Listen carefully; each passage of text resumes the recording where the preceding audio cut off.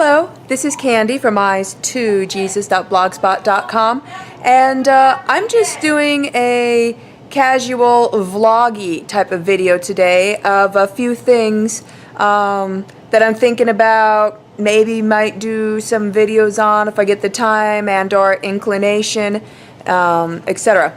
One thing being, I did put up my living with Aspergers video a while back that my husband and I did together.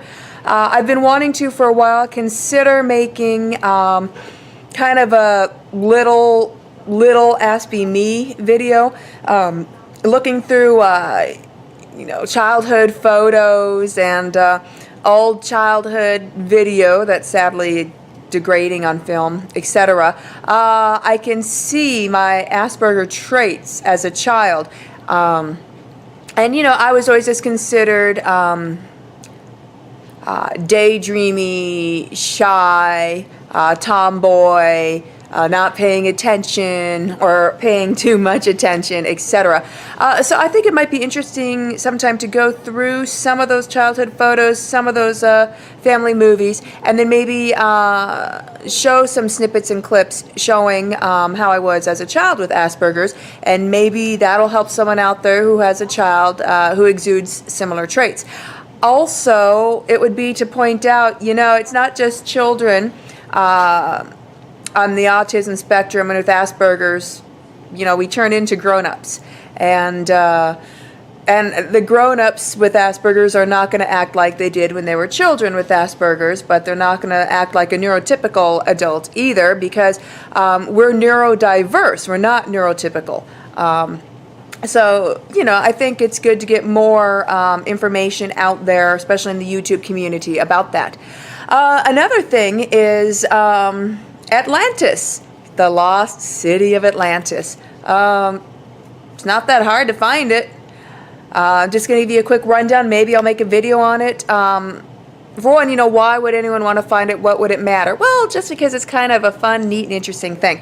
Okay, Atlantis and Atlantic Ocean have similar names for a reason. The basic rundown or gist is because Atlantis was in the Atlantic Ocean. We know it was flooded over, possibly sunken, and it's somewhere in the Atlantic Ocean. Therefore, we can deduce that it was probably an island, or an island off of a coast of a continent, or it was a broken off part of a continent, or peninsula. So I'm going to go with it was either an island near a continent or it was a peninsula on a continent that, basically operated like an island myself. That's what I would think. So one, it would need to be that. It would need to be in the Atlantic Ocean. And, you start studying Stonehenge and the ancient pyramids and even the location where they built Washington, D.C.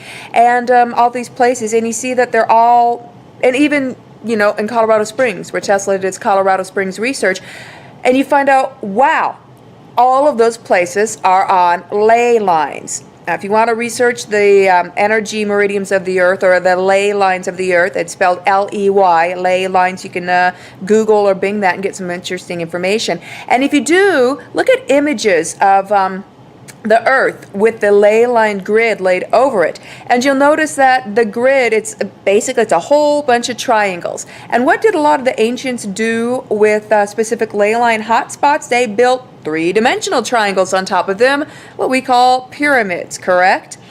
Now, let's think about the Bermuda Triangle. Is that on a ley line? Yes, it is. Interestingly enough, when something's on one ley line somewhere in the globe, there's usually, well, always a ley line on the exact opposite side of the globe, and usually there's something built there as well. So, Bermuda Triangle is on a major energy meridian. It's on a major ley line. What's on the exact opposite globe of the Bermuda Triangle? Well, that would be near Japan in the Devil's Sea, and it's a place called the Dragon's Triangle, which I've heard the Japanese government have determined that the Dragon's Triangle is officially declared dangerous waters. And there's same and similar phenomena that happens in the Dragon's Triangle as happens in the Bermuda Triangle. They're on opposite ends of the globe on some major energy vortexes on the ley line grid. Okay, so ley lines that are on land, we usually have pyramids or like Stonehenges or sacred geometry type monuments and technologies built on them. So what about the Bermuda Triangle and Devil's Triangle? Well, there was an underwater expedition of the Devil's Triangle not too long ago, actually.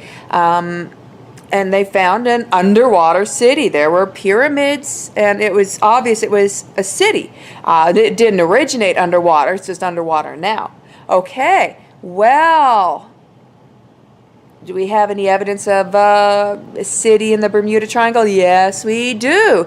A while back, there was an expedition. They used robotic cameras and searched the Bermuda Triangle. And there are pictures online where you can look it up for yourself. Major, massive pyramids, possibly bigger than the Great Pyramid of Giza, are there, along with a whole bunch of walls and city ruins of a big, advanced ancient city. And it's right there in the Bermuda Triangle under the water. So, Atlantis would need to be in the Atlantic Ocean. Probably would be an island off of the coast of a continent. It would need to be, since it was a powerful city, on a major energy vortex ley line, probably having a sister city on the exact opposite end of the globe. The ruins and pyramids found underwater in the Bermuda Triangle fits all of that. I mean, it's pretty obvious to me Atlantis is in the Bermuda Triangle. The pieces fit. So this is the type of stuff that goes through my mind. And some things that, like I said, if I feel like it, if I get the inclination and the time, maybe I'll do some videos on those. So have a wonderful day. My break time is over. I gotta get back to work.